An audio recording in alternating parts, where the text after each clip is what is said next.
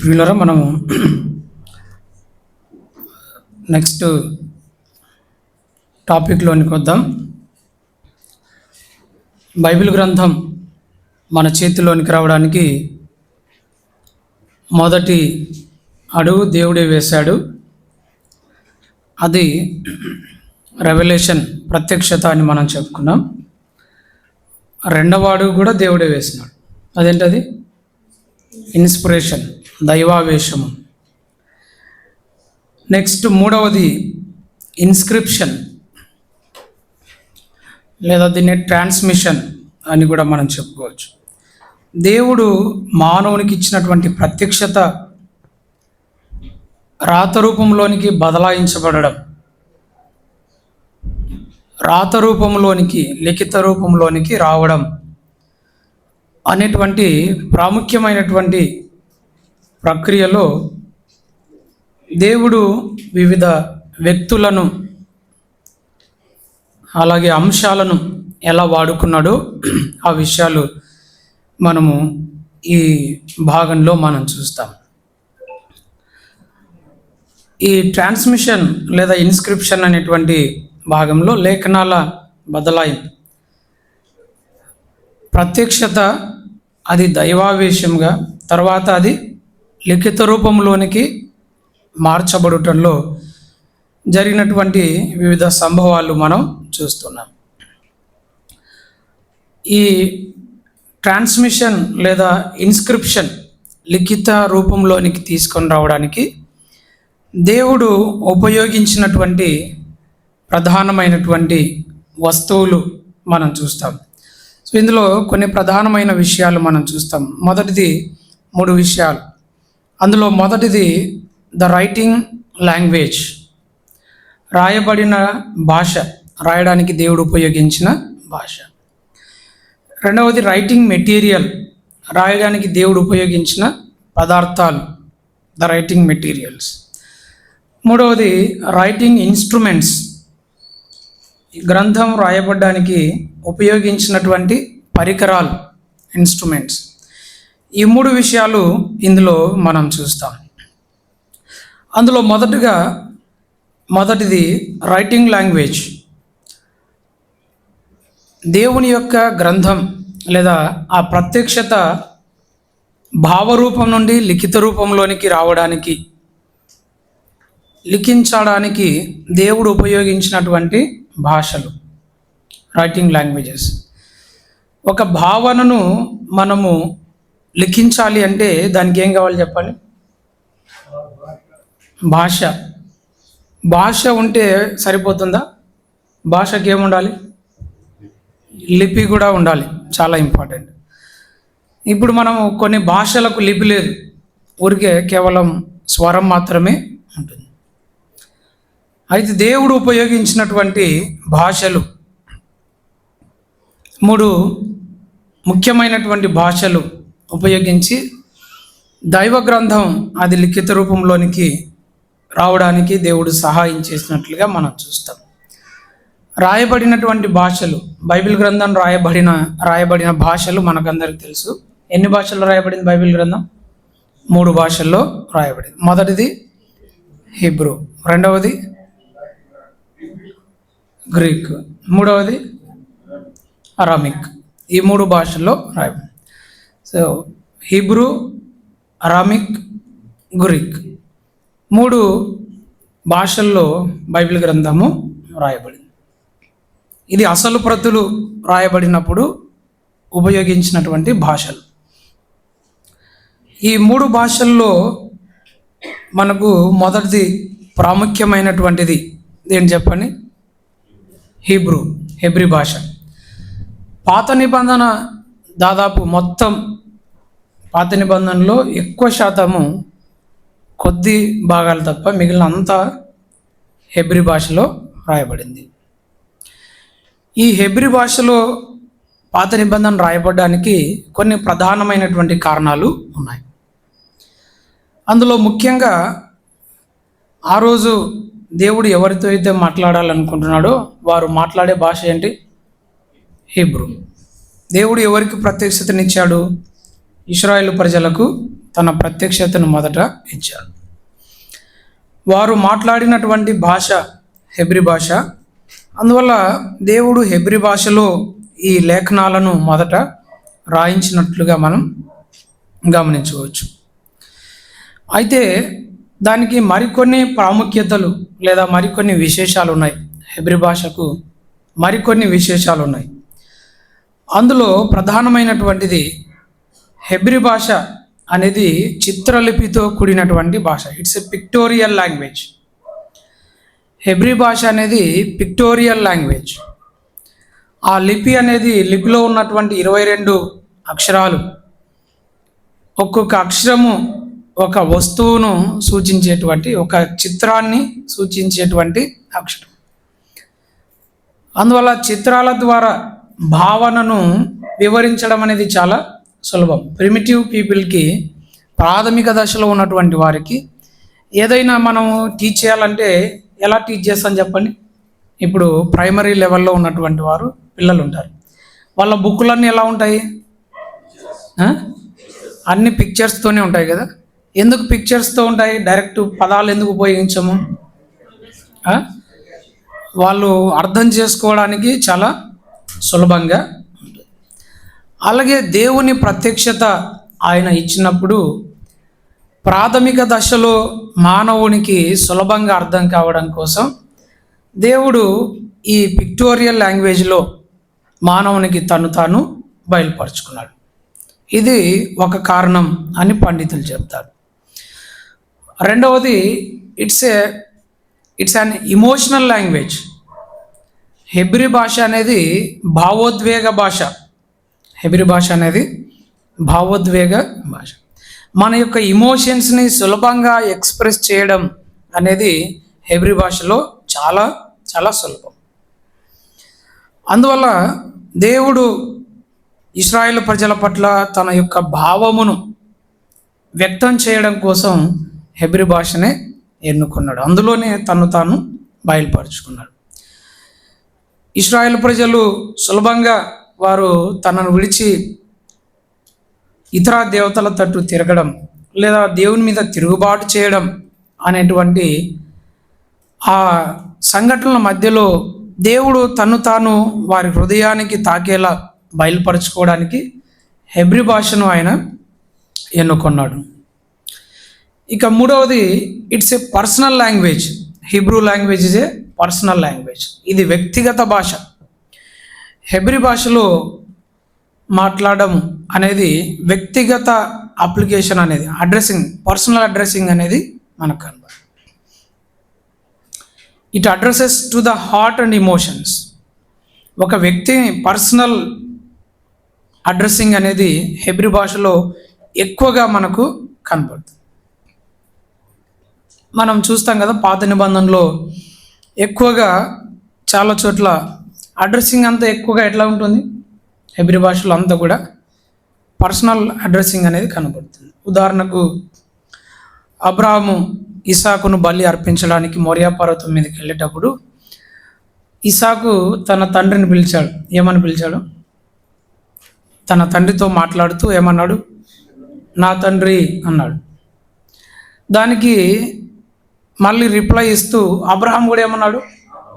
ఏమి నా కుమారుడా అన్నాడు. అది తెలుగులో అంత పర్సనల్ అడ్రస్సింగ్ అనేది కనపడదు.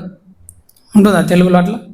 అట్లా అన్నాం అనుకోండి, నా తండ్రి అంటే మనం ఏమి నా కొడక అంటే అది తిట్ట అయిపోతుంది, అవునా? ఆ పర్సనల్ అడ్రస్సింగ్ అనేది చాలా భాషల్లో కనపడదు. క్రొత్త నిబంధనలో దేవుడు మాట్లాడుతూ కూడా అన్నాడు కదా, ఈయన నా ప్రియ కుమారుడు, ఈయన యందు నేను ఆనందిస్తున్నాను. ఆ పర్సనల్ బాండింగ్ అనేది హెబ్రీ భాషలో చాలా ఎక్కువ ఉంటుంది.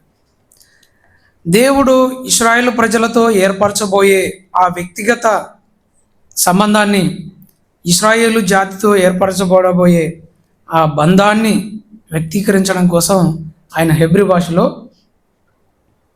పాత నిబంధనను రాయించాడు. కనుక హెబ్రీ భాషలో దేవుడు గ్రంథాన్ని రాయించడం వెనుక చాలా కారణాలు ఉన్నాయి అని మనం గమనించాలి. తర్వాత మనం ముందుగా చెప్పుకున్నట్లుగా it's a biographical suitable language. ఆ రోజు దేవుడు ఎవరితో అయితే మాట్లాడాలనుకుంటున్నాడో వారితో, అనగా ఆ భూభాగంలో ఆ ప్రజలు, ఆ జాతి ప్రజలు, ఇశ్రాయేలు ప్రజలతో మాట్లాడడానికి దేవుడు హెబ్రీ భాషను ఎన్నుకోవడం జరిగిందనమాట. అది హెబ్రీ భాషలో ఉన్నటువంటి విశేషం. తర్వాత రెండవది అరామిక్ భాష.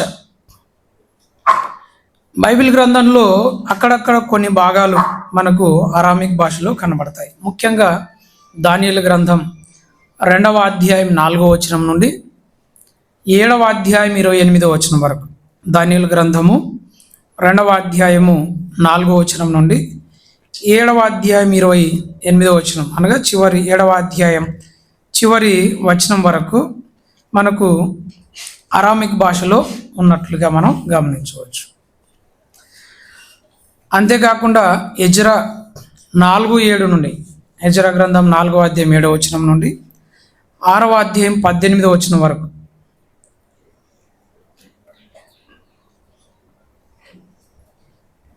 6:18 వరకు, అలాగే ఎజ్రా 7:12 నుండి 20 వరకు. ఈ భాగాలన్నీ అరామిక్ భాషలో. అలాగే ఇర్మియా గ్రంథంలో కొన్ని భాగాలు, ఇర్మియా 10వ అధ్యాయంలో కొంత భాగం, యెషయా గ్రంథం 36వ అధ్యాయంలో కొంత భాగం, ఇవన్నీ అరామిక్ భాషలో ఉన్నాయి. ఇప్పుడు మీరు బైబిల్ తిప్పాకండి, మళ్ళీ అరామిక్ భాష కనపడదు. అదంతా తెలుగులోనే ఉంటుంది లేదా ఇంగ్లీష్లో ఉంటుంది. ఇవన్నీ రాయబడినప్పుడు అసలు ప్రతులు రాసినటువంటి భాష అరామిక్ భాషలో రాయబడి. ఇదంతా ఏ పీరియడ్ చెప్పండి? ఎజ్రా గ్రంథము, దానియేలు గ్రంథము, ఇదంతా ఎప్పుడు? చెరకు ముందా, చెరకు తర్వాత? దానియేలు గ్రంథం చెరలో, ఎజ్రా గ్రంథం చెర అనంతరం, చెర తర్వాత. ఈ అరామిక్ భాష అనేది ఇశ్రాయేల్ ప్రజలు బబులోనుకు చెర తీసుకుని పోబడిన తర్వాత అక్కడ డెవలప్ అయినటువంటి భాష. It is a Chaldean dialect. కల్దీయుల భాషలో నుండి ఇది ఇశ్రాయేల్ భాష రెండు మిక్స్ అయిపోయి వారు అరామిక్ భాష నేర్పరుచున్నారు. కల్దీయులు ఎక్కువగా మాట్లాడినటువంటి భాష అరామిక్ భాష. వారు అక్కడికి వెళ్ళిన తర్వాత ఇశ్రాయేల్ ప్రజలు మొత్తం హెబ్రీ మర్చిపోయారు. 70 సంవత్సరాలలో హెబ్రీ మర్చిపోయి అరామిక్ భాష నేర్చుకున్నారు. మన వాళ్ళు కూడా అమెరికాకు పోయిన ఒక 3 నెలలకి తెలుగు అంతా మర్చిపోతారు కదా, తర్వాత వచ్చి వాళ్ళకి తెలుగు రాదంటాడు. ఇశ్రాయేల్ ప్రజలు కూడా అలాగే అయిపోయింది. వారు తిరిగి ఇశ్రాయేలు దేశానికి వచ్చిన తర్వాత వారి భాష మర్చిపోయారు, అక్కడ కొత్త భాష నేర్చుకొని వచ్చారు. అందుకే కొన్ని భాగాలు వారికి అర్థమయ్యే భాషలో, అరామిక్ భాషలో రాయబడినట్లుగా మనం చూస్తాం. తర్వాత యేసుక్రీస్తు ప్రభు వారు మానవునిగా ఉన్నప్పుడు ఆయన ఉన్న కాలంలో ఇశ్రాయేల్ ప్రజలు ఎక్కువగా మాట్లాడిన సాధారణ జనభాష అరామిక్ భాష. ఆ కాలానికి హెబ్రీ భాష కేవలం సమాజ మందిరాలకు పరిమితమైపోయింది, ధర్మశాస్త్రానికి పరిమితమైపోయింది, పండితుల భాషగా మిగిలిపోయింది హెబ్రీ భాష. సామాన్యమైన భాష అరామిక్ భాష. కొంతమంది పండితుల అభిప్రాయం ప్రకారం యేసుప్రభు వారు కూడా దైనందిన జీవితంలో ఆయన అరామిక్ భాషే మాట్లాడారు అని ఒక అభిప్రాయం. సో ఇది అరామిక్ భాష. కనుక చెర తర్వాత ఉన్నటువంటి ప్రజలకు రీచ్ కావడానికి దేవుడు అరామిక్ భాషలో కొంత భాగాన్ని రాయించాడు. ఇక నెక్స్ట్ మూడవది ఏంటి? గ్రీక్ భాష. క్రొత్త నిబంధన మొత్తం ఏ భాషలో రాయబడింది చెప్పండి? గ్రీక్ భాషలో రాయబడింది. సో క్రొత్త నిబంధన అంతా కూడా గ్రీక్ భాషలో లెక్కించబడింది. మత్తయి సువార్త నుండి ప్రకటన వరకు మొత్తము గ్రీక్ భాషలో రాయబడింది. దానికి కూడా చాలా కారణాలు ఉన్నాయి. ఈ గ్రీక్ భాషలో అందులో కూడా ఆ రోజు సామాన్యమైనటువంటి ప్రజలు మాట్లాడేటువంటి భాష గ్రీక్ భాష, కొయినే గ్రీక్. అనేటువంటి సామాన్య జనభాషలో ఇది క్రొత్త నిబంధన రాయబడింది. ఈ గ్రీక్ భాష రాయబడడానికి లేదా ఉపయోగించబడడానికి చాలా కారణాలు ఉన్నాయి అని పండితులు చెప్తారు. ఆ రోజు ఇశ్రాయేల్ ప్రజలు మొదటి శతాబ్దంలో ఇశ్రాయేల్ ప్రజలు ఎక్కువగా, ఇశ్రాయేల్ ప్రజలే కాదు ప్రపంచమంతా కూడా గ్రీకుల ప్రభావం చేత నింపబడినట్లుగా మనం గమనించవచ్చు. బాబిలోనియన్ కింగ్డమ్ తర్వాత నెక్స్ట్ మీడో పర్షియన్ కింగ్డమ్ తర్వాత గ్రీకులు వచ్చినట్లుగా మనం చూస్తాం. ఆ గ్రీకులు మొత్తం అలెగ్జాండర్ ద గ్రేట్ ఉన్నాడు కదా, ఆయన ప్రపంచమంతా జయించిన తర్వాత ప్రపంచమంతా గ్రీక్మయం చేసేసిపోయాడు. ప్రపంచమంతా ప్రజలు గ్రీక్ మాట్లాడేలా గ్రీక్ ఒక అధికార భాషగా మార్చబడింది. ఆ సమయంలో మొదటి శతాబ్దం సమయంలో రోమన్లు ప్రపంచాన్ని పరిపాలిస్తున్నప్పటికీ ఎక్కువగా గ్రీక్ అనేది జనబాహుల్యంలో ఆదరణగా ప్రజాదరణలో ఉన్నట్లుగా మనం గమనించాలి. అందువల్ల ఈ కొత్త నిబంధన రాయబడినప్పుడు దేవుడు గ్రీక్ భాషను ఎన్నుకొని అందులో రాయించినట్లుగా మనం చూస్తాం. ఈ గ్రీక్ భాషను ఎన్నుకోవడానికి దీనికి కూడా కొన్ని కారణాలు మనం చూస్తాం. అందులో మొదటిది it was a universal language at that time. ఆ రోజు ప్రపంచ భాషగా గ్రీక్ భాష అనేది వర్ధిల్లుతోంది. ఇట్స్ అ యూనివర్సల్ లాంగ్వేజ్, సార్వత్రిక భాష, ప్రపంచం మాట్లాడుతున్నటువంటి భాష. సో పాత నిబంధన అనేది ఇశ్రాయేళ్లకు రాయబడింది కాబట్టి అది వారి భాష అయినటువంటి హెబ్రీ, అరామిక్ భాషల్లో రాయబడింది. క్రొత్త నిబంధన ఎవరికి రాయబడింది? క్రొత్త నిబంధన ఎవరికి రాయబడింది? ఎవరి కోసం రాయబడింది క్రొత్త నిబంధన? ఇది ప్రపంచమంతటికి, క్రొత్త నిబంధన ప్రపంచమంతటికి రాయబడింది. అందువల్ల ప్రపంచానికి రీచ్ అయ్యేటువంటి భాషను దేవుడు ఎన్నుకున్నాడు. ఆ ప్రపంచానికి రీచ్ అవ్వాలంటే ఏ భాష కావాలి? గ్రీక్ భాష. ఆ రోజు ప్రపంచంలో ఉన్నటువంటి భాష.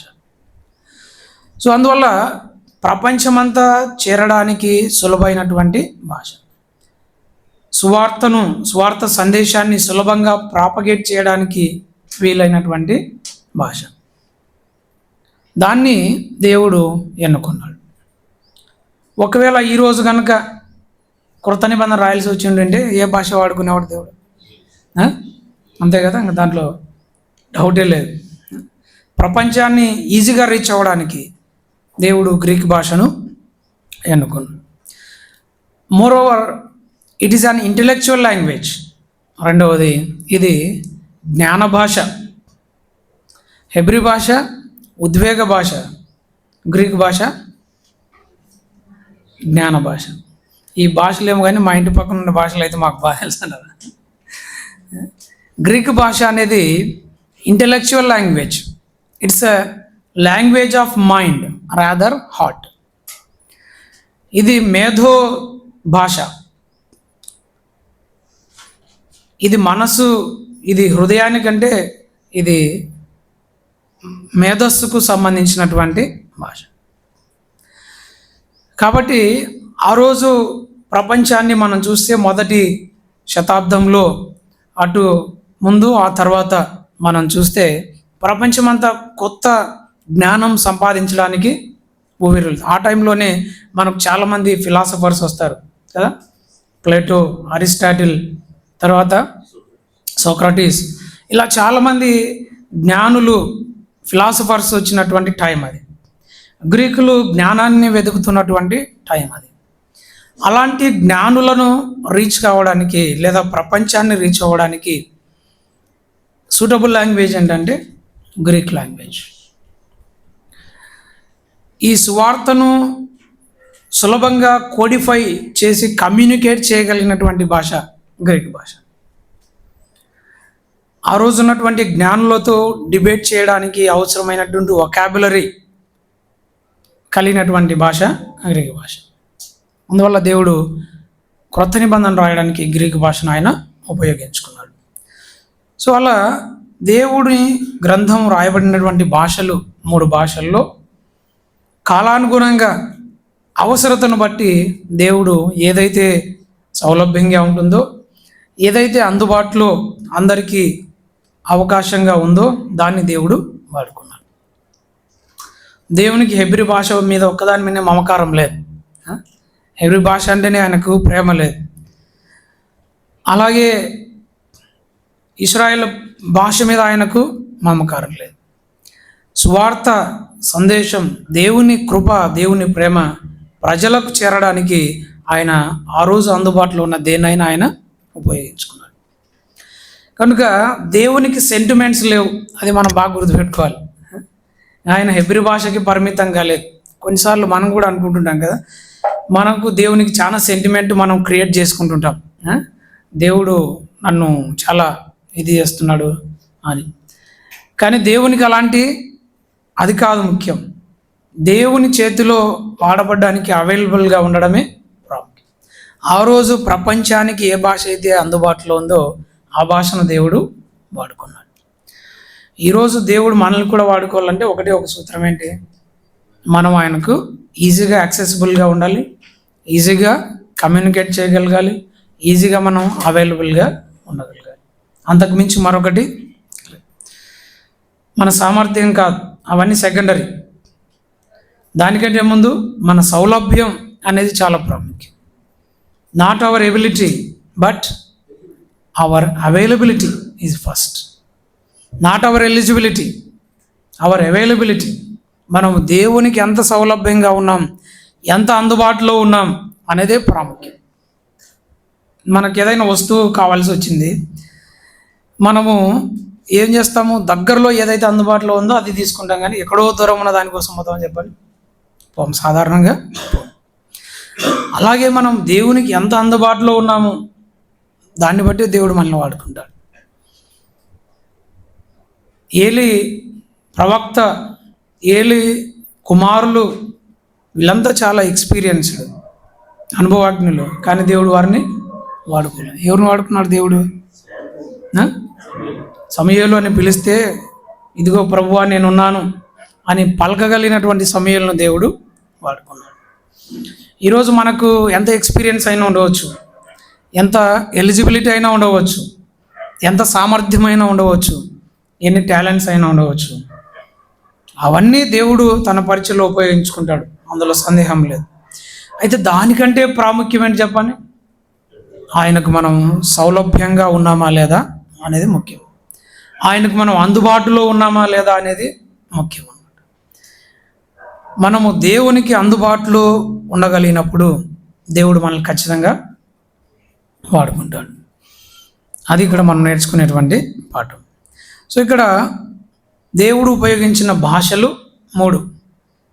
ఆయన యొక్క ప్రత్యక్షతను లిఖించడానికి, లిఖిత రూపంలోనికి తీసుకొని రావడానికి దేవుడు ఉపయోగించిన భాషలు 3. ఒకటి హెబ్రీ భాష, రెండవది అరామిక్ భాష, మూడవది గ్రీకు భాష. నెక్స్ట్ రెండవది ఏం చెప్పుకున్నాము? ద రైటింగ్ మెటీరియల్స్, రాయడానికి ఉపయోగించినటువంటి పదార్థాలు. ఏమేం పదార్థాలు ఉపయోగించారు? చాలా పదార్థాలు ఉపయోగించారు. ఆ రోజు అవి కూడా అంతే. ఆ రోజు ఏ పదార్థం అయితే రాయడానికి అందుబాటులో ఉందో వాటిని ఉపయోగించారు. మట్టి పలకలు, మానవ చరిత్రలో రాయడానికి మట్టి పలకలను మొదట ఉపయోగించినట్లుగా మనం చూస్తాం. సుమేరియా నాగరికత మొదలుకొని రాత ప్రారంభమైనప్పుడు మట్టి పలకలనే ఉపయోగించారు. సో మట్టి పలకలు, తర్వాత రాతి పలకలు. మనకు తెలుసు కదా, ప్రభు 10 ఆజ్ఞలు మోషేకి దేని మీద రాసిచ్చాడు? రాతి పలకల మీద రాసిచ్చాడు. తర్వాత పెపైరస్ అనేటువంటి జమ్ము బెరడు పేపర్గా చుట్టలుగా, పుస్తకం చుట్టలుగా ఉపయోగించడం పెపైరస్, రోల్స్ ఆర్ బుక్గా ఉపయోగించేవారు. పెపైరస్ బెరడు. తర్వాత చర్మపు కాగితాలు, చర్మపు కాగితాల మీద కూడా రాయడం జరిగింది. తర్వాత లోహపు రేకులు, వాటి మీద కూడా రాశారు. చెక్క పలకలు, తర్వాత వెలగల రాళ్ళు, ప్రీషియస్ స్టోన్స్, వాటి మీద కూడా కొన్ని భాగాలు రాయబడ్డాయి. వీటన్నిటికీ తర్వాత రెఫరెన్స్లతో సహా మీకు నోట్స్ అందిస్తారు. కాబట్టి మనకు టైం తక్కువగా ఉంది కాబట్టి వాటిని అలా జస్ట్ నోట్ చేసుకొని ముందుకు వెళ్దాం. సో బైబిల్ గ్రంథం రాయబడినటువంటి పదార్థాలు మట్టి పలకలు, రాతి పలకలు, పెపైరస్ బెరడు, చర్మపు కాగితాలు, లోహపు రేకులు, తర్వాత చెక్క పలకలు, వెలగల రాళ్ళు. వీటన్నిటి మీద ఒక్కొక్క భాగాలు కొన్ని కొన్ని పదార్థాల మీద రాయబడినట్లుగా మనం చూస్తాం. నెక్స్ట్ మూడవది ఏం చెప్పుకున్నాము?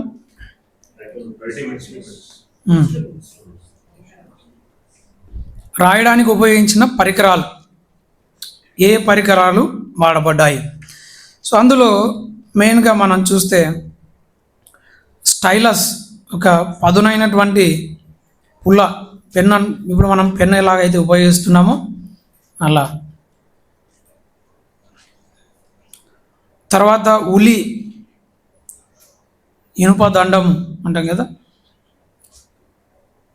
తర్వాత పెన్, ఇది ఇంకుతో రాయడానికి ఉపయోగించినటువంటి పెన్. ఇలా అనేక రకాలైనటువంటి ఇన్స్ట్రుమెంట్స్ ఉపయోగించబడినట్లుగా మనం గమనించవచ్చు. So this is the inscription of the scriptures. లేఖనాలను లిఖిత రూపంలోనికి తీసుకొని రావడం. లేఖనాలను లిఖిత రూపంలోనికి తీసుకొని రావడానికి దేవుడు ఉపయోగించిన భాషలు, పదార్థాలు, పరికరాలు మనం చూసాం. సో వీటన్నిటి యొక్క సారాంశం ఒకటే. ఏం చెప్పుకున్నాము? ఏదైతే అందుబాటులో ఉందో దాన్ని దేవుడు వాడుకున్నాడు. ఎవరైతే అందుబాటులో ఉన్నారో వారిని దేవుడు వాడుకుంటాడు. అంతే. ఇదిగో నేనున్నాను, లేదా ప్రభువా నన్ను పంపుము అని ఎవరైతే చెప్పగలరో వారే దేవుని చేతిలో వాడబడతారు అన్న సత్యాన్ని మనం ఎప్పుడు కూడా మర్చిపోకూడదు. నెక్స్ట్ తర్వాత మనము నెక్స్ట్ టాపిక్లోనికి వెళ్దాం. ఇంతవరకు మనం 3 ముఖ్యమైన టాపిక్స్ మనం పూర్తి చేసాం కదా. ఒకటి రెవల్యూషన్, రెండవది ఇన్స్పిరేషన్, మూడవది ఇన్స్క్రిప్షన్ ఆర్ ట్రాన్స్మిషన్. నెక్స్ట్ నాలుగవది ఏంటి? నాలుగవది ప్రిజర్వేషన్. అవునా? లేఖనాలు దేవుడు రాయించి పెట్టిన తర్వాత ఎప్పుడో కొన్ని వేల సంవత్సరాల క్రితం అవి రాయించబడ్డాయి, లిఖించబడ్డాయి. మరి ఆ రోజు లిఖించబడిన అన్ని వేల సంవత్సరాల క్రితం లిఖించబడినటువంటి లేఖనాలు ఈ రోజు వరకు ఏ విధంగా అవి భద్రపరచబడ్డాయి? లేఖనాల భద్రత. లేఖనాలు ఏ విధంగా అవి భద్రపరచబడ్డాయి? ఏ విధంగా అవి ఈ రోజు వరకు మనగలిగినాయి? ఈ రోజు వరకు అవి మన వరకు రాగలిగినాయి. మనము చరిత్రలో ఆలోచన చేస్తే, చరిత్రలో బైబిల్ అంతా దాడి చేయబడిన పుస్తకం మరొకటి ఏది లేదు. వచ్చిన ప్రతోడు ఇది లేకుండా చేయాలనుకున్నాడే కదా. సింహాసనం మీదకి వచ్చిన ప్రతి ఒక్కరు, రాజ్యాల మీదకి వచ్చినటువంటి రాజుగా వచ్చినటువంటి ప్రతి ఒక్కరూ ఎలాగైనా సరే బైబిల్ లేకుండా చేయాలి, ఎలాగైనా సరే యూదులు లేకుండా పోవాలి, దేవుని ప్రజలు లేకుండా పోవాలి అని భావించిన వారు, ప్రణాళికలు వేసుకున్నవారు ఎంతోమంది మనకు చరిత్రలో కనబడతారు. మరి ఇంతమంది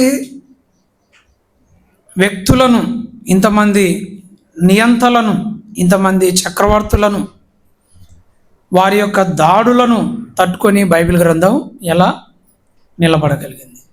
అది ఏ విధంగా ఆధునిక మానవునికి అందుబాటులోనికి రాగలిగింది? అసలు ఈరోజు బైబిల్ గ్రంథం మన చేతిలో ఉండడానికి అసలు దేవుడు ఎటువంటి కార్యాలు చేశాడు అనే విషయాన్ని మనం ఈ టాపిక్లో మనం తెలుసుకుంటాం. The preservation of the scriptures, లేఖనాల సంరక్షణ, లేఖనాల భద్రత. ఇందులో మనం చాలా విషయాలు మనం చూడవచ్చు. ఇందాకనే మనం చెప్పుకున్నాం, లేఖనాలు అనేవి అవి నిత్యమైనటువంటివి. సరే, దాని గురించి మనం చూద్దాం. సో దేవుడు లేఖనాలను, తన యొక్క వాక్యంను ఏ విధంగా భద్రపరిచాడు? How God has guarded his word using human beings. మానవులను ఉపయోగించుకొని దేవుడు తన వాక్యంను ఏ విధంగా భద్రపరిచాడు, ఏ విధంగా దాన్ని సంరక్షించాడు, ఏ విధంగా మానవునికి తరతరాలుగా దాన్ని అందిస్తూ వచ్చాడు అనేది మనం చూడబోతాం.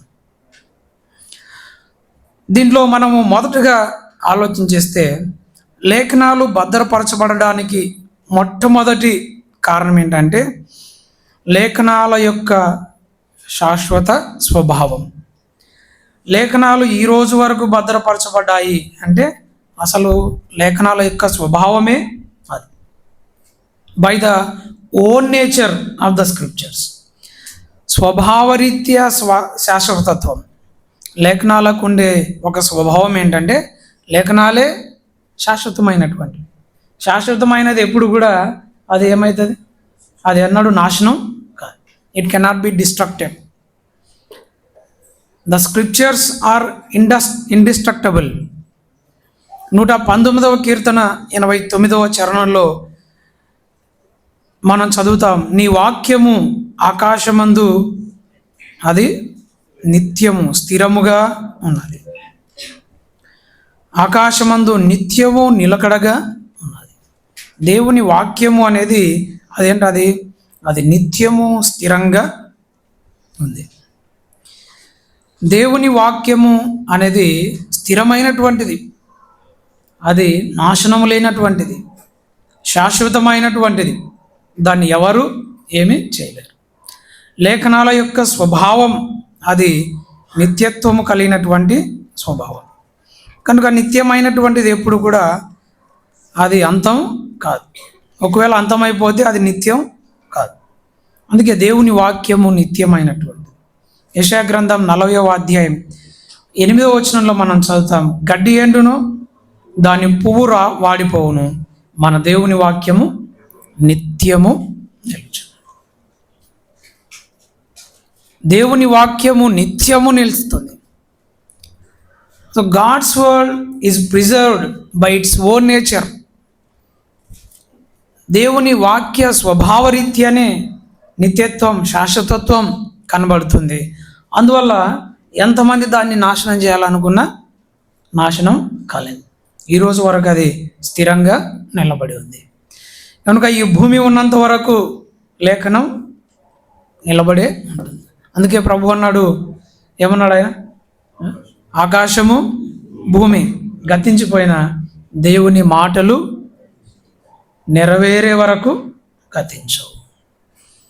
అందులో ఒక సున్నా, ఒక పొల్లు, అరసున్నా కూడా తప్పిపోదు, గతించవు అన్నాడు. కనుక దేవుని వాక్య శాశ్వత స్వభావము అనేది దాని యొక్క నిలకడకు, సంరక్షణకు, భద్రతకు ఒక కారణము అని మనం చెప్పవచ్చు. రెండవది, ఆ రోజు రాయబడినటువంటి లేఖనాలు అవి ఈరోజు వరకు మన చేతిలోనికి రావడానికి మరొక కారణం ఏంటంటే గాడ్స్ కమాండ్మెంట్ టు కాపీ. నకలు తయారు చేయాలి అనేటువంటి దేవుని యొక్క ఆజ్ఞ. దేవుడు భవిష్యత్తు ఎరిగిన వాడు కనుక ఆయన ముందే ఒక ఆజ్ఞ ఇచ్చాడు. ఏం చేయాలి? ధర్మశాస్త్రం యొక్క ప్రతిని తయారు చేయాలి. సింహాసనం మీదకి వచ్చిన ప్రతి రాజు తాను రాగానే చేయాల్సిన మొట్టమొదటి పని చెప్పని, ఒక కాపీ, తన కాపీ ఒకటి రాసి పెట్టాలి. అలాగే ఇశ్రాయేల్ రాజులు, ఇశ్రాయేల్ ప్రజలు, ప్రవక్తలు వారు దేవుని వాక్యాన్ని కాపీ చేయడం, ప్రతులు తయారు చేయడం అనేటువంటి ఒక ఆజ్ఞను దేవుడు ఇచ్చాడు. So it is mandate. ప్రతి రాజు లేఖనాలను కాపీ చేయడం అనేది అది నిర్బంధం, అది స్వచ్ఛందం కాదు. అలా ప్రతి రాజు కాపీ చేసుకుంటూ పోవడం వల్ల ఏమైపోయింది? అనేక ప్రతులు తయారైపోయినాయి. మనం చూస్తాం ద్వితీయోపదేశ కాండంలో 17వ అధ్యాయం 18వ వచనంలో మోషేకు దేవుడు ఒక ఆజ్ఞ ఇచ్చాడు. చూడండి, ద్వితీయోపదేశ కాండం 17:18లో మనం చదువుతాం. అక్కడ ఇశ్రాయేల్ ప్రజలు రాజు ఏర్పరచుకున్న తర్వాత, అతడు రాజ్య సింహాసనమందు ఆసీనుడైన తర్వాత లేవీయులైన యాజకుల స్వాధీనంలోనున్న గ్రంథమును చూచి ఆ ధర్మశాస్త్రమునకు ఒక ప్రతిని తన కొరకు వ్రాసి కొనవలెను, అది అతని యొద్ద ఉండవలెను. సో ప్రతి రాజు రాజ్య సింహాసనం మీదకి రాగానే ఏం చేయాలి? ఆ రాజు ఏం చేయాలి? ఫస్ట్ చేయాల్సిన పని, మొదటి సంతకం ఏంటి? పెన్షన్ ఇస్తా, రిటైర్మెంట్ ఏజ్ పెంచుతా, ఇవి కాదు. ఏం చేయాలి? రాగానే ఏం చేయాలి? ధర్మశాస్త్ర ప్రతిని రాయించాలి. ఇది మొదటి. అలా ప్రతి రాజు ఒక ప్రతిని తయారు చేసుకుంటూ పోయాడు. అనేక ప్రతులు తయారైపోయినట్లుగా మనం చూస్తాం. కాబట్టి ఈ కాపీ చేయమనేటువంటి దేవుని యొక్క ఆజ్ఞ, దేవుని వాక్యము అనేక ప్రతులు తయారవడానికి కారణమైనట్లుగా మనం చూస్తాం. యెహోషువ గ్రంథం 8వ అధ్యాయం 32వ వచనంలో, యెహోషువ గ్రంథం 8వ అధ్యాయం 32వ వచనంలో అక్కడ కూడా మనం చూస్తే, మోషే ఇశ్రాయేలీయులకు వ్రాసి ఇచ్చిన ధర్మశాస్త్ర గ్రంథమును ఒక ప్రతిని అతడు అక్కడ రాళ్ళ మీద రాయించాను. యెహోషువ ఇక్కడ ఒక ధర్మశాస్త్ర గ్రంథ ప్రతిని రాళ్ళ మీద రాయించినట్లుగా మనం చూస్తాం. ఆ విధంగా ధర్మశాస్త్ర ప్రతులు కాలగమనంలో అనేక ప్రతులు రాయబడుతూ వచ్చాయి. ఆ రోజు ఎత్తి రాసేటువంటి ఆనవాయితీ ఉంది. తద్వారా అనేక ప్రతులు ఒక తరం నుంచి ఒక తరానికి చేరవేయబడుతూ వచ్చాయి. సామెతలు 25:1 కూడా మనం చూస్తాం కదా. సొలొమోను యొక్క సామెతలను హిజ్కియా సేవకులు ఏం చేసినారు? ఎత్తి రాసిరి అనే మాట మనం చూస్తాం. సొలొమోను చెప్పినటువంటి సామెతలు యూదారాజు అయిన హిజ్కియా సేవకులు వాటిని ఎత్తి రాసిరి. సామెతలు 25:1 మనం చూస్తాం. కనుక ఆ ఎత్తి రాసేటువంటి పని, ఆ కాపీయింగ్ అనేటువంటి పని ఈరోజు లేఖనాలను నేటి వరకు నిలిచి ఉండడానికి దోహదం చేసినట్లుగా మనం. కనుక దేవుడు స్వభావరీత్యా వాటిని నిల్వ చేశాడు. అలాగే కాపీ చేయడం అనే ప్రక్రియ ద్వారా అందరికీ వాటిని అందుబాటులోనికి తీసుకొని వచ్చాడు. ఈ కాపీ ద్వారా ప్రతులు తయారు చేయడం అనేటువంటి ప్రక్రియ అనేది చాలా ప్రాముఖ్యమైనటువంటి ప్రక్రియ. దేవుడు దీన్ని ఒక బృహత్ కార్యక్రమంగా, ఒక గొప్ప పనిగా ఆయన ఎంచుకున్నాడు. ఆ కాపీయింగ్ హిస్టరీని మనం చూస్తే నిజంగా చాలా ఆశ్చర్యం అనిపిస్తుంది. అసలు ఈ లేఖనాల copy, the history of the copying of scriptures చూస్తే మొదట మనం చూస్తాం ఈ లేఖనాల ప్రతుల చరిత్ర. ప్రతులు రాసేటువంటి చరిత్రలో మనకు 3 దశలు ప్రధానంగా కనపడతాయి. లేఖనాల ప్రతులు రాసే చరిత్రలో, ఆ హిస్టరీలో 3 phases అనేటివి మనకు కనపడతాయి. First the ancient period. ఈ ఏన్షియంట్ పీరియడ్ అనేది మొజాయిక్ టైంలో, అంటే మోషే కాలంలో ఉన్నటువంటి కాలం. మోషే కాలం, అలాగే రాజుల కాలం, తర్వాత చెరకాలం. ఈ కాలములో అనేక ప్రతులు రాశారు. ప్రతి రాజు మోషే ధర్మశాస్త్రము వాటికి నకలు ప్రతులు తయారు చేశారు. అలాగే చెరలోనికి వెళ్ళిన తర్వాత అక్కడ కూడా వారు చెరలోనికి వెళ్తూ ఉన్నప్పుడు వెళ్తూ ఏం చేశారు? వాటిని అక్కడ పట్టుకొని వెళ్ళి బబులోనికి వెళ్ళిన తర్వాత అక్కడ కూడా చాలా ప్రతులు తయారు చేశారు. ఇశ్రాయేలు ప్రజలు తమ యొక్క గ్రంథాలను చాలా ప్రాముఖ్యంగా ఎంచుకునేవారు. ఎంత ప్రాముఖ్యంగా అంటే తమ ఆస్తుల కంటే వాటిని ఎక్కువగా ఎంచుకునేవారు.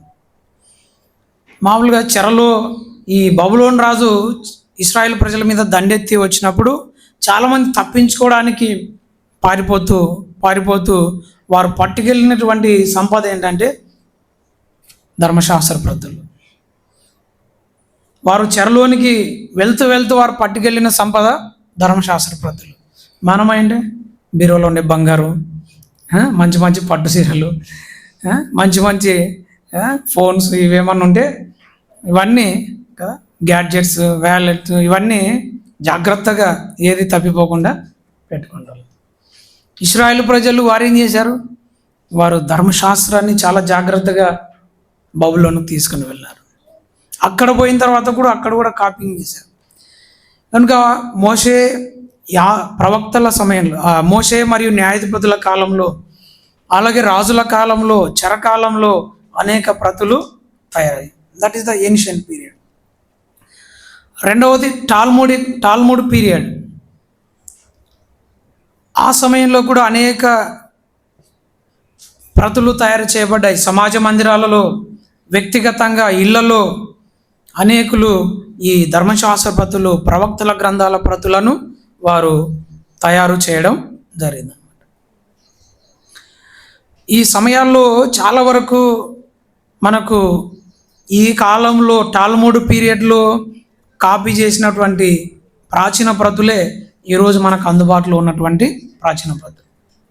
మనకు డెడ్ సీ స్క్రోల్స్, తర్వాత చాలా ప్రాచీన ప్రతులు మనకు అందుబాటులో. ఇవన్నీ టాల్ముడ్ పీరియడ్లో కాపీ చేసినటువంటివి అని ఆర్కియాలజిస్ట్ చెప్తారు. ఈ కాలంలో సమాజ మందిరాల్లో ప్రతులు తయారు చేశారు. అలాగే ఇళ్లలో శాస్త్రులు వ్యక్తిగతంగా ప్రతులను తయారు చేయడం జరిగింది. ఇది రెండవ పీరియడ్. మూడవది మాసోరిటిక్ పీరియడ్. ఈ మాసోరిటిక్ పీరియడ్లో పాత నిబంధన అనేక ప్రతులు ఇంకా ఎక్కువ సంఖ్యలో తయారయ్యాయి. ఈ సమయంలో క్రొత్త నిబంధన కూర్పు కూడా ఇదే సమయంలో జరిగింది. బైబిల్ గ్రంథం యొక్క అనేక ప్రతుల తయారీ మాసోరిటిక్ టైంలో జరిగిందన్నమాట. ఈ సమయంలో వారు ప్రపంచానికి దేవుని వాక్యాన్ని అందించడానికి చాలా ప్రయాసపడ్డారు అన్నమాట.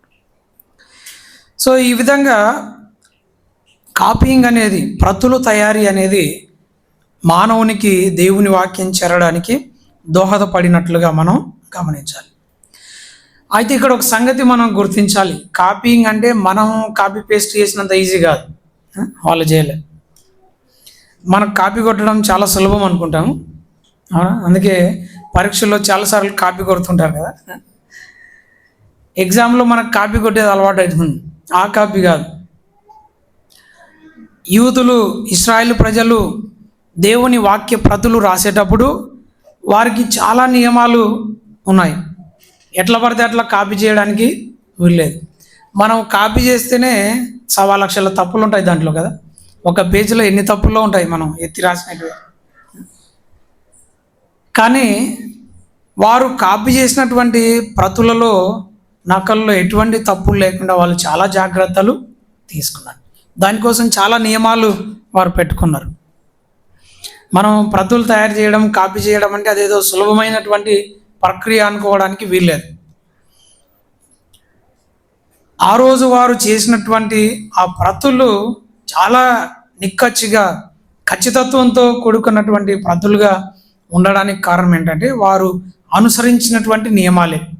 ఒకసారి వాటిని అలా మనము గుర్తు చేసుకొని తర్వాత మనం టాపిక్లో రూల్స్ ఆఫ్ కాపీయింగ్ అని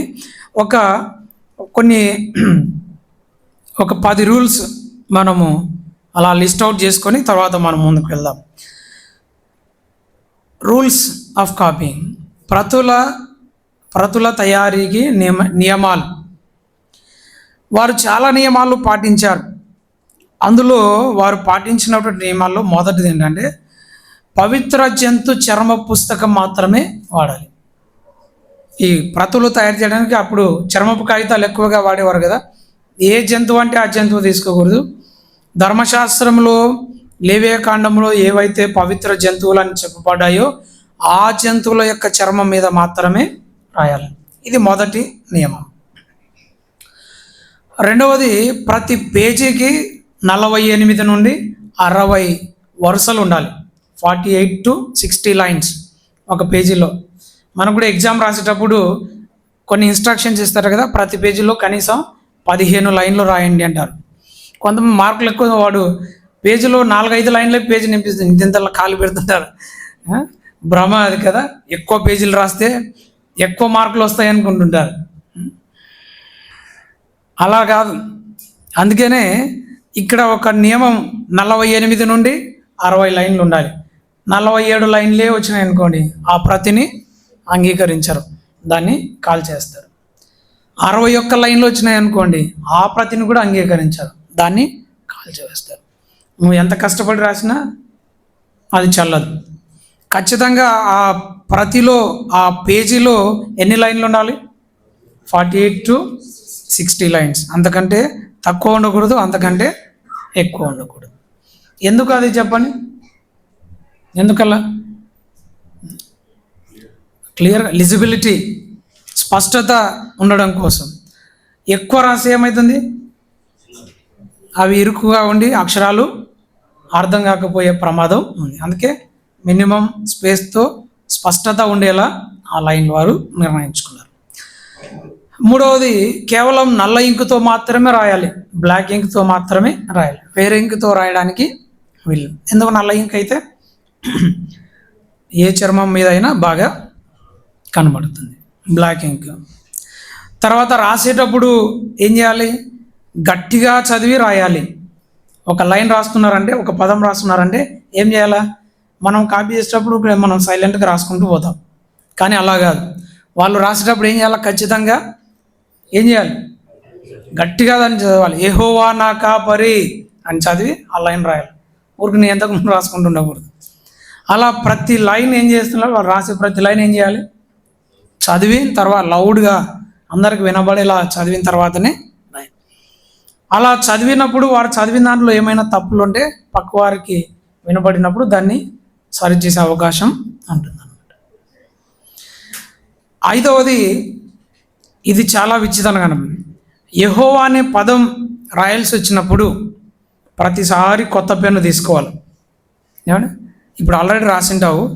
ఇప్పుడు యెహోవా కీర్తనలు 22వ అధ్యాయం వరకు రాసినావు. 23:1 వచనం రాయాలి. ఏముంది అక్కడ? యెహోవా నా కాపరి. ఇక్కడ యెహోవా అని రాయాలంటే 22 వరకు రాసిన పెన్ను పక్కన పడేయాలి. ఏం చేయాలి? పక్కన పెట్టి యెహోవా అనే పదానికి ఒకటి కొత్త పెన్ను తీసుకోవాలి. ఆ పేరు రాసినాక మళ్ళీ దాన్ని పడేసి మళ్ళీ కొత్త పెన్ను తీసుకోవాలి. అలా యెహోవా అనే పదం ఎన్నిసార్లు వాడాల్సి వస్తే వాడిన ప్రతిసారి ఏం చేయాలి? కొత్త పెన్ను తీసుకోవాలి. అంటే ఆ పదానికి వారు అంత రెఫరెన్స్ ఇచ్చేవాళ్ళు. అలాగే ఆ పదం రాయడానికి ముందు ఏం చేసి రావాలా? స్నానం చేసి రావాలా. యెహోవా అనే పదం రాయాల్సి వచ్చినప్పుడు ఏం చేయాలా? పోయి స్నానం చేసి వచ్చి రాయాలి.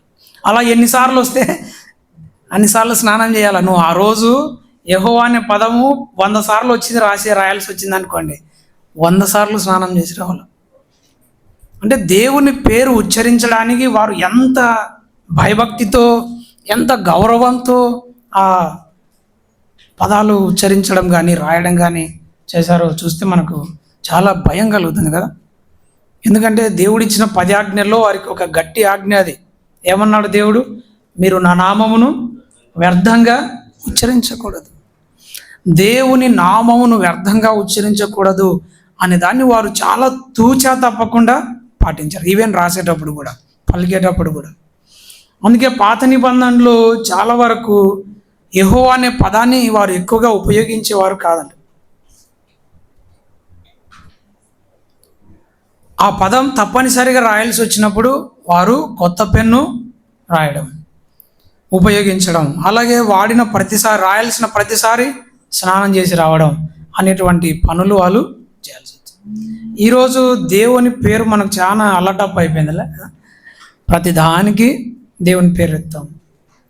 ఎదుటిని తిట్టాలన్నా దేవుని వాక్యమే, సెటైర్లు వేయాలన్నా దేవుని వాక్యమే కదా. గ్రూపుల్లో ఎవరైనా మనం కించపరచాలన్నా దేవుని వాక్యమే. దేవుని వాక్యం ఎంత మనకు ఇదైపోయిందో ఈరోజు. ఇంకా ప్రతిదానికి దేవుని పేరు ఉపయోగిస్తాం. హల్లెలూయా అంటే ఇంక అసలు ఇంకా దానికి లెక్కే లేదు. ఇంకా వాడు ప్రతి పదానికి ఎలా ఉపయోగిస్తున్నా అంటే ఈరోజు మనుషులు దేవుని పదము, దేవుని పేరు అనేది చాలా సులభంగా మనం పలుకుతున్నాం. కానీ ఆనాడు ఇశ్రాయేల్ ప్రజలు అనుసరించిన విధానం ఆలోచన చేస్తే అది చాలా నిజంగా భయం వేస్తుంది. అలా వారు రాసేవారు. తర్వాత 6వది ఏంటంటే, ఒక ప్రతిని రాసిన తర్వాత దాన్ని 30 రోజుల లోపల సరిచూడాలి. సరిచూడమంటే ఏంటి? ప్రూఫ్ రీడింగ్ అంటాం కదా. మనం ఏదన్నా బుక్ ప్రింట్ చేసేటప్పుడు ప్రూఫ్ రీడ్ చేస్తాం కదా, అలా ప్రూఫ్ రీడ్ చేయాలి.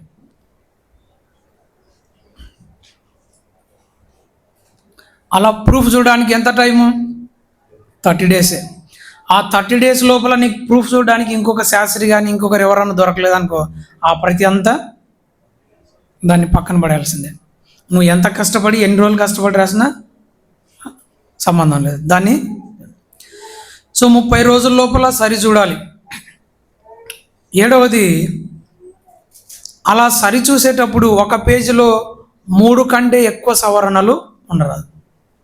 ఒక పేజీలో 3 కంటే ఎక్కువ సవరణలు ఉండరాదు. ఒకవేళ 3 కంటే ఎక్కువ సవరణలు ఉంటే ఆ పేజీ మొత్తం తీసేసి మళ్ళీ కొత్త పేజీ రాయాలి. అర్థమైందా? మనం తప్పపోతే ఏం చేస్తాం, సింపుల్గా స్ట్రైక్ ఆఫ్ చేసి మళ్ళీ రాస్తాం. అట్లా రాయడానికి వీళ్ళే. ఒకవేళ సరి చూసేటప్పుడు 3 తప్పులు ఉంటే, 3 కంటే ఎక్కువ తప్పులు ఉంటే ఆ ప్రతినంతా తీసేసి మళ్ళా కొత్త ప్రతి రాయాలి. నెక్స్ట్ 8వది, ఆ సరి చూసేటప్పుడు ప్రూఫ్ చూసేటప్పుడు పారాగ్రాఫ్లు లెక్కించాలి, పదాలు లెక్కించాలి, అక్షరాలు లెక్కించాలి. ఎట్లా లెక్కించాలి అంటే, ముందు ప్రతి ఉంటుంది, దాని ముందు ప్రతి ఉంటుంది కదా, ఆ ప్రతిలో ఉండే పారాగ్రాఫ్లు ఎన్ని ఉన్నాయి, కాపీ చేసిన దాంట్లో ఎన్ని పారాగ్రాఫ్లు, 2 టాలీ అవ్వాలి. అర్థమైంది? తర్వాత దానిలో ఎన్ని పదాలు ఉన్నాయి, దీంట్లో ఎన్ని పదాలు ఉన్నాయి, పదాలు కూడా టాలీ కావాలి. అక్కడ ఫర్ ఎగ్జాంపుల్ 2000 పదాలు ఉన్నాయనుకోండి, ఈ ప్రతిలో కూడా ఎన్ని పదాలు ఉండాలి, 2000 పదాలు ఉండాలి. పదాలే కదా, అక్షరాలు కూడా లెక్క పట్టాలి. దాంట్లో 10,000 అక్షరాలు ఉన్నాయనుకోండి, లేదా 1,00,000 అక్షరాలు ఉన్నాయనుకోండి, ఇప్పుడు కాపీ చేసిన దాంట్లో కూడా 1,00,000 అక్షరాలు ఉండాలి. ఒక్క అక్షరం తప్పు వచ్చినా ఆ ప్రతి తప్పు పనికిరాదు. అంతటితో ఆగిపోలేదు. దాంట్లో మధ్య పారాగ్రాఫ్ ఏంటో, దీంట్లో మధ్య పారాగ్రాఫ్ ఏంటో 2 టాలీ అవ్వాలి. ఇంకా అంతటితో అయిపోలేదు. దాంట్లో మధ్య పదం ఏంటి, దీంట్లో మధ్య పదం ఏంటి. మనం ఊరికే క్విజ్ కోసం చెప్పుకోవడం లేదు. బైబిల్లో మధ్య అధ్యాయం ఏది, మధ్య వచనం ఏంటి వేస్తుంటారు కదా క్విజ్లో. మనం సరదా కోసం వేసుకుంటుంటాం అవి, ఇలా తెలుసో తెలియదు అని. కానీ వాళ్ళు కాపీ చేసేటప్పుడు ఖచ్చితత్వం కోసం ఇది చూస్తాం. సో మధ్య పారాగ్రాఫ్ టాలీ అవ్వాలి, మధ్య పదము టాలీ అవ్వాలి. అంతేకాదు మధ్య అక్షరం, దాంట్లో మధ్య అక్షరం ఏంటి, దీంట్లో మధ్య అక్షరం ఏంటి, అది కూడా టాలీ అవ్వాలి. ఇట్లా కాపీ ఎప్పుడన్నా చేసినావా మనం? ఎప్పుడన్నా కాపీ చేసినారు ఇట్లా? ఇంకా కాపీ చేసే కంటే కొత్త బుక్ అనుకునేది మేలు అనుకుంటా. కానీ ఆ రోజు వాళ్ళకు ఇది అవసరం, ఖచ్చితం. సో టాలీ చేసేటప్పుడు, సరి చూసేటప్పుడు పారాగ్రాఫులు సంఖ్య టాలీ కావాలి, పదాల సంఖ్య టాలీ అవ్వాలి, అక్షరాల సంఖ్య టాలీ అవ్వాలి, మధ్య పారాగ్రాఫ్ టాలీ అవ్వాలి, మధ్య పదం టాలీ అవ్వాలి, మధ్య అక్షరం, అన్ని సరితూగితేనే అప్పుడు ఆ ప్రతి కరెక్ట్. ఎక్కడ తప్పిపోయినా ఆ ప్రతి పనికిరాదు, దాన్ని తీసివేయాల్సింది. ఇక 9వ నియమం ఏంటంటే, ఇలా ఏదైనా తప్పుపోయినటువంటి ప్రతులు లేదా పాడైపోయిన ప్రతులు ఉంటే వాటిని ఎక్కడ పడితే అక్కడ పడేయకూడదు. చింపేయడము లేదా దాన్ని నలిపి డస్ట్బిన్లో వేయడం అలా ఎప్పుడు చేయకూడదు. అలాంటి ప్రతులను గొయ్యి తీసి దాంట్లో పూడ్చిపెట్టాలి, లేదా ఎక్కడైనా జాగ్రత్తగా దాచిపెట్టాలి. అది వాడు చేయాల్సిన పని. మనం చాలా సులభంగా పాత బైబిల్ పడేస్తుంటాం కదా, పాత బైబిల్ పడేస్తుంటాం. అవసరమైతే వాడికి ఎవరు గుజరీకి వేస్తుంటాం. కానీ అలా పడేయడానికి, పాడు చేయడానికి లేదు. వారు ప్రతులు ఏదైనా తప్పు అయిన ప్రతులు కానీ పాడైపోయిన ప్రతులు కానీ ఉంటే వాటిని జాగ్రత్తగా భూమిలో తీసి పాతి పెట్టాలి, లేదా ఎక్కడైనా జాగ్రత్తగా దాచిపెట్టాలి. తర్వాత 10వది, సరైనటువంటి ప్రతులను పరిశుద్ధ స్థలములోనే దాచిపెట్టాలి. ఎక్కడంటే అక్కడ పెట్టకూడదు. ఈ ప్రతులు దాచేటువంటి స్థలాన్ని గెనిజా అని పిలిచేవారు. అక్కడే ప్రతులను దాచాలి.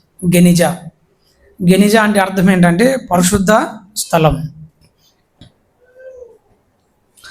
సో ఈ విధంగా ప్రతులు తయారు చేయడానికి వారు 10 ముఖ్యమైనటువంటి నియమాలు పెట్టుకున్నారు. ఇన్ని నియమాలు పాటించిన తర్వాత ఇంకేమన్నా తప్పులు పోయే అవకాశం ఉందా చెప్పండి? ఉందా? ఎటువంటి అవకాశం లేదు. కాబట్టి కాపీయింగ్ అనేది ఆషమాషిగా జరిగినటువంటిది కాదు. ఏదో ఊరికి వాళ్ళు ఆట విడిదిగా అల్లాటప్పగా కాపీ చేయలేదు, టైంపాస్ కోసం చేయలేదు. దాన్ని ఒక చాలా పవిత్రమైన కార్యంగా భావించి ఆ పని చేశారు. కఠినమైన నియమాలు, సూత్రాలు అనుసరించి వారు కాపీ చేశారు. అందుకే దేవుని వాక్యపు అసలు ప్రతులు, నేడు మనకున్నటువంటి ప్రతులు ఏ తప్పులు లేకుండా ఉన్నాయి. ఈ కాపీయింగ్ రూల్స్ వారు ఎంత జాగ్రత్తగా పాటించారో మనం చూస్తే దేవుని వాక్యం పట్ల వారికి ఉన్న శ్రద్ధ, భక్తి ఏంటో మనకు అర్థమవుతుంది. మరి మనకు దేవుని వాక్యం పట్ల ఎలాంటి శ్రద్ధ ఉంది, దేవుని వాక్యం పట్ల మనకు ఎలాంటి భక్తి భావం ఉంది అనేది మనం ఆలోచన చేయాలి. సో దేవుని వాక్యం ఈరోజు వరకు నిత్య భద్రతలోనికి భద్రపరచబడడానికి 2 కారణాలు మనం చూసాం. మొదటిది ఏం చెప్పండి? బై ఇట్స్ ఓన్ నేచర్, స్వభావరీత్యా శాశ్వతత్వం. 2 ఏం చెప్పాము? దేవుని ఆజ్ఞ, ప్రతులు తయారు చేయాలనేటువంటి దేవుని ఆజ్ఞ, గాడ్స్ కమాండ్మెంట్ టు కాపీ. అందువల్లే అనేక ప్రతులు తయారై ఒక తరం నుంచి ఇంకో తరానికి, ఒక తరం నుంచి ఇంకో తరానికి, ఒక తరం నుంచి ఇంకో తరానికి దేవుని వాక్యం చేరవేయబడుతూ అందజేయబడుతూ వచ్చింది. అలాగ నేడు మన వరకు కూడా వచ్చింది.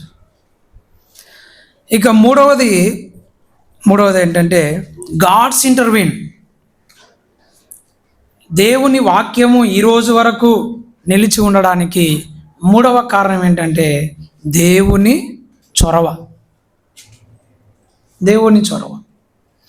దేవుడు తన వాక్యము నాశనం కాకుండా లేదా పాడు కాకుండా ఆయన చాలా చొరవ తీసుకున్నాడు. చరిత్రలో మనం చదివితే దేవుని యొక్క అదృశ్య హస్తం దేవుని వాక్యాన్ని ఏ విధంగా భద్రపరిచిందో, ఏ విధంగా కాపాడిందో మనకు స్పష్టంగా అర్థమవుతుంది. చాలామంది రాజులు మనం చెప్పుకున్నాం కదా, అనేక మంది రాజులు తాము రావడమే ఏం చేయాలనుకున్నారు? దేవుని వాక్యాన్ని లేకుండా చేయాలనుకున్నారు. కానీ దేవుని అదృశ్య హస్తం, దేవుని చొరవ ఆ వాక్యమును కాపాడుతూ భద్రపరుస్తూ వచ్చినట్లుగా మనం గమనించవచ్చు. దినవృత్తాంతముల గ్రంథము 2వ అధ్యాయం 34వ రెండవ దినవృత్తాంతముల గ్రంథం 34వ అధ్యాయంలో మనం చూస్తే 14 నుండి 16 వచనాలు. దినవృత్తాంతముల గ్రంథం 2వ గ్రంథం 34వ అధ్యాయములో మనం చదివితే అక్కడ దేవుని మందిరంలో ఒక గ్రంథం వారికి దొరికినట్లుగా మనం చూస్తాం. అంతవరకు వారు అనుకున్నారు ధర్మశాస్త్రం లేదు ఎవరి దగ్గర, ధర్మశాస్త్రం పోయింది అని అనుకున్నారు. కానీ అద్భుతంగా హిల్కియాకు దేవుని మందిరంలో ధర్మశాస్త్రం గల గ్రంథం ఒకటి దొరికింది. అంటే ఎవరికి తెలియకుండానే దేవుడు దాన్ని భద్రపరచడం అనేది మనం గమనించవచ్చు. ఇర్మియా గ్రంథంలో కూడా మనం చూస్తాం కదా. ఇర్మియా గ్రంథంలో 36వ అధ్యాయం 1 నుండి 22 వరకు మనం చూసుకుంటూ పోతే, ఇర్మియా గ్రంథాన్ని రాసి రాజు దగ్గరికి తీసుకుని వెళ్తే రాజు దాన్ని ఏం చేస్తాడు? మంటలో పడేస్తాడు. అప్పుడు ఆ మంటలో అది కాలిపోతుందా? కాలిపోతుంది. అప్పుడు మరలా ఇర్మియా ద్వారా దేవుడు మరలా ఇంకొక ప్రతిని రాయిస్తాడు. అంటే ఎంతోమంది దాన్ని గ్రంథం లేకుండా నాశనం చేయాలని ప్రయత్నించిన దేవుడు దాన్ని ఏదో ఒక విధంగా ఆయన కాపాడుతూ వస్తున్నాడు. దానియేలు గ్రంథంలో మనం చూస్తాం 12వ అధ్యాయం 4 నుండి 9 వచనాల వరకు మనం చూస్తే ఆయన ఏం చేశాడు? గ్రంథమును ఏం చేశాడు? ముద్ర వేయించి దాన్ని జాగ్రత్తగా అంత్యకాలం వరకు దాచిపెట్టమన్నాడు, మూసిపెట్టమన్నాడు. అలా దేవుడు తన భక్తుల ద్వారా వివిధ రకాలుగా దేవుని వాక్యాన్ని భద్రపరుస్తూ వచ్చాడు. చరిత్రలో కూడా మనం చాలామంది వ్యక్తులను చూడవచ్చు. అందులో మనం ఇంకా బాగా లేదా ఖచ్చితంగా చెప్పుకోవాల్సిన ఒక వ్యక్తి డయోక్లిటన్ అనేటువంటి రోమా చక్రవర్తి. ఈ డయోక్లిటన్ అనేటువంటి రోమా చక్రవర్తి ఆయనకు క్రైస్తవుల మీద ఉన్నటువంటి ద్వేషం, ఆ ద్వేషంతో ఈ క్రైస్తవ పుస్తకం లేకుండా చేయాలనుకొని ఆయన తన రాజ్యంలో ఉన్నటువంటి బైబిల్ గ్రంథాలన్నిటినీ కాల్చివేయించాడంట. అలా ప్రతి ఇంట్లోనికి సైనికులు వెళ్ళి సోదాలు చేసి ఆ ఇంట్లో ఉన్న ప్రతులన్నిటినీ కాల్పించి వేశారు. అలా కాల్చి చివరికి ఒకరోజు ఇలా ప్రకటన చేశాడంట, నా రాజ్యంలో ఇక ఈ క్రైస్తవ పుస్తకాన్ని లేకుండా నేను చేశాను అని చాలా సంబరంగా ఆయన ప్రకటన చేశాడు. ఆయన చనిపోయిన తర్వాత నెక్స్ట్ కాన్స్టాంటైన్ అనే చక్రవర్తి రోమా సింహాసనం మీదకి రాజుగా వచ్చాడు. మనకు తెలుసు ఆయన తర్వాత క్రైస్తవుడిగా మారిపోయాడు. ఆయన క్రైస్తవుడు అయిన తర్వాత దేవుని వాక్యం చదవాలి అని ఆశ పుట్టిందంట ఆయన. కానీ ఎక్కడ బైబిల్ లేదు, వాక్యం చదవడానికి ఎక్కడ బైబిల్ ప్రతులు లేవు. సరే ఏదైనా అయితే అని తన రాజ్యమంతా ఆ రోమా పట్టణంలో ఒక చాటింపు వేశాడు. ఎవరైతే బైబిల్ గ్రంథాన్ని తీసుకొని వస్తారో వారికి మంచి బహుమతి ఇస్తాను అని ప్రకటించిన 1 గంటలోపే 50 ప్రతులు కాన్స్టాంటైన్ దగ్గరికి వచ్చాయి. డయోక్లిటియన్ అనుకున్నాడు, నా రాజ్యంలో నేను బైబిల్ గ్రంథం లేకుండా చేశాను అనుకున్నాడు. కానీ ఆయన పోయిన తర్వాత ఎన్ని ప్రతులు 1 గంటలో బయటకు వచ్చాయి? 50. ఆ రోజుల్లో 50 ప్రతులు బయట 1 గంటలో బయటకు రావడం అనేది సామాన్యమైన విషయం కాదు. రోమా పట్టణంలో 50, ఇంకా రోమా సామ్రాజ్యంలో ఎన్ని 50లో నాకు తెలియదు. ఈ ప్రపంచ చరిత్రలో చక్రవర్తులు గ్రంథాన్ని నాశనం చేయాలనుకున్నారు, కానీ వారు నాశనం అయిపోయారు. దేవుని వాక్యం చరిత్రలో మనం ఇంకా చెప్పుకోదగిన ఇంకొక వ్యక్తి వోల్టేర్. మీరు చాలామంది వింటారు, ఫ్రెంచ్ రచయిత వోల్టేర్. ఆయన నాస్తికుడు, క్రైస్తవ ద్వేషి, క్రైస్తవ సాహిత్య ద్వేషి. ఆయన కూడా అన్నాడు, క్రైస్తవ సాహిత్యానికి వ్యతిరేకంగా, బైబిల్కి వ్యతిరేకంగా అనేక రచనలు చేసి చివరికి అన్నాడు, నా రచనలన్నీ చదివిన తర్వాత ప్రజలకు కనువిప్పు కలుగుతుంది, ఇంకో 100 ఏళ్లలో ఈ భూమి మీద బైబిల్ లేకుండా పోతుంది అని ప్రకటించాడు. అలా ప్రకటించి చనిపోయినాడు. ఆయన చనిపోయిన 100 ఏళ్ల లోపల ఆయన ఏ ఇంట్లో ఉండి ఆ మాట పలికాడో ఆ ఇల్లు జర్మన్ బైబిల్ సొసైటీకి స్టోర్ హౌస్గా మారిపోయింది. బైబిల్ నిల్వ చేసే ఇంటిగా మారిపోయింది. చాలామంది దేవుని వాక్యాన్ని పాడు చేయాలని, లేకుండా చేయాలని, నామరూపాలు లేకుండా చేయాలని కంకణం కట్టుకొని శతవిధాల ప్రయత్నించారు, కానీ వారు నశించిపోయారు. కానీ దేవుని వాక్యం ఇప్పటికీ నిలిచి ఉంది. దీని వెనక దేవుని అదృశ్య హస్తం అనేది స్పష్టంగా మనకు కనబడుతుంది. కనుక గడ్డి ఎండును, పువ్వు రాలిపోతుంది, కానీ దేవుని వాక్యం ఏమవుతుంది? నిత్యము, నిరంతరము తెలుస్తుంది. ఆ గడ్డి ఎవరు? ఆ పువ్వు ఎవరు? ఈ వాక్యాన్ని నశింపజేయాలని భావించిన శరీరులు.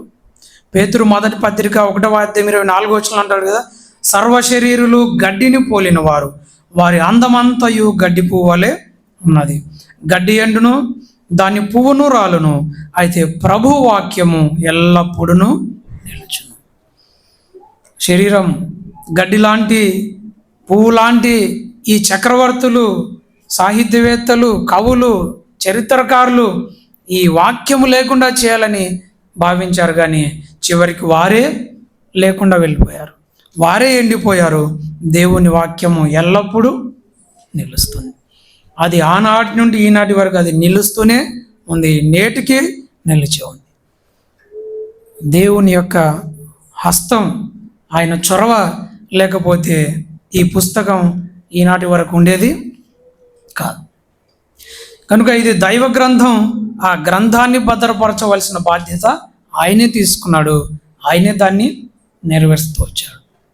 కనుక దేవుని వాక్యము ఈరోజు వరకు మనకు అందుబాటులో ఉంది అంటే, అది భద్రపరచబడింది అంటే దానికి కారణం ఏంటి? 3 కారణాలు మనం చూసాం. మొదటిది దాని యొక్క స్వభావం, దేవుని వాక్యం యొక్క స్వభావరీత్యా అది నిత్యత్వంలో శాశ్వతము కలిగినటువంటిది. రెండవది ప్రతులు తయారు చేయాలనేటువంటి దేవుని యొక్క ఆజ్ఞ ద్వారా యుగ యుగాలకు, తరతరాలకు దేవుని వాక్యము అందచేయబడుతూ నేటి వరకు అది మన దగ్గరికి వచ్చింది. మూడవది దేవుని యొక్క చొరవ. ఈ వాక్యము, ఈ గ్రంథము మానవ చేతుల్లో నాశనం కాకుండా దేవుని చేతుల్లో అదృశ్యంగా ఉండి కాపాడుతూ వచ్చాయి. దేవుని చేతుల్లో ఉండి తీసుకోవడం ఎవరికి సాధ్యం కాదు. దేవుని చేతుల్లో ఉన్నదాన్ని లాక్కోవడం ఎవరికి, ఏ మానవునికి సాధ్యం కాదు.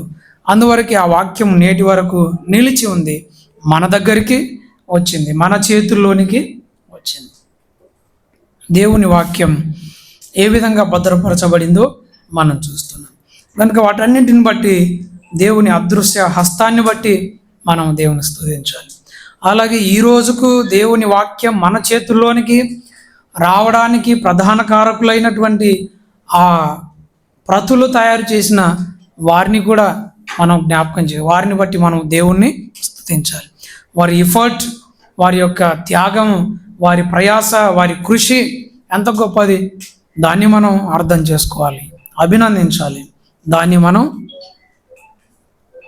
మనం కూడా అలవాటు చేసుకోవాలి. మన ముందున్న వారు అంత కష్టపడ్డారు కాబట్టి ఈరోజు మనం సులభంగా దేవుని వాక్యాన్ని చదువుతున్నాం. మన తర్వాతి వారు దేవుని వాక్యాన్ని చదవాలంటే దానికి మనం కూడా తగిన కృషి చేయాలి, దానికి మనం కూడా పని చేయాలి. అలాగూ దేవుని వాక్యం అది తరతరాలకు అందించబడుతూ ఉండాలి. ఒక తరం వారు మరి ఒక తరానికి ఏం చేయాలి? దేవుని కార్యాలను వివరించాలి, పరిచయం చేయాలి. అలాగూ మనం కూడా మన తరములో, మన కాలంలో దేవుని వాక్యానికి ఇవ్వాల్సిన ప్రాధాన్యత, భక్తి, గౌరవం ఇచ్చి ఆ వాక్యాన్ని మన జీవితానికి గౌరవం తెచ్చేలా, ఘనత తెచ్చేలా మనం జీవించాలి. అలాంటి కృప పరిశుద్ధాత్మ దేవుడు మనకు అనుగ్రహించును గాక. తలలు వంచండి, కళ్ళు మూయండి, ప్రార్థన చేసుకున్నాం. ప్రేమగల తండ్రి, మీరు మాకు అనుగ్రహించిన సమయాన్ని బట్టి మీకు స్తోత్రాలు. మీరు మాకు నేర్పిస్తున్న పాఠాలను బట్టి మేము స్తుతిస్తున్నాం. ఈ గ్రంథం మా చేతుల్లోనికి రావడానికి ఎంతమంది భక్తులు ప్రయాసపడ్డారో వారందరిని బట్టి, వారి జీవితాలను బట్టి, వారి కృషిని బట్టి, వారి ప్రయాసను బట్టి మేము స్తుతిస్తున్నాం. అలాంటి పట్టుదల, ప్రయాస, కృషి మేము కూడా అలవరుచుకొని మా తర్వాతి తరాలకు మీ వాక్యమును చేరవేసేవారుగా ఉండటకు సహాయం చేయండి. దేవా, మీరే కనికరించి బలపరచండి. తండ్రి, ఈ వాక్యమును మా యుద్ధకు తీసుకొని రావడానికి మీరు తీసుకున్న చొరవను బట్టి మేము స్తుతిస్తున్నాం. తండ్రి, మీకు వందనాలు చెల్లిస్తున్నాం. మీరు మా చేతుల్లో పెట్టినటువంటి ఈ గ్రంథాన్ని మేము ఎంతో భక్తితో, శ్రద్ధతో ధ్యానించుటకు మీరు మాకు సహాయం చేయమని, కృప చూపమని మా ప్రభువును రక్షకుడైన యేసుక్రీస్తు వారి శ్రేష్టమైన నామంలో స్తుతులు చెల్లించి ప్రార్థించి వేడుకొంచున్నాం తండ్రి. ఆమేన్.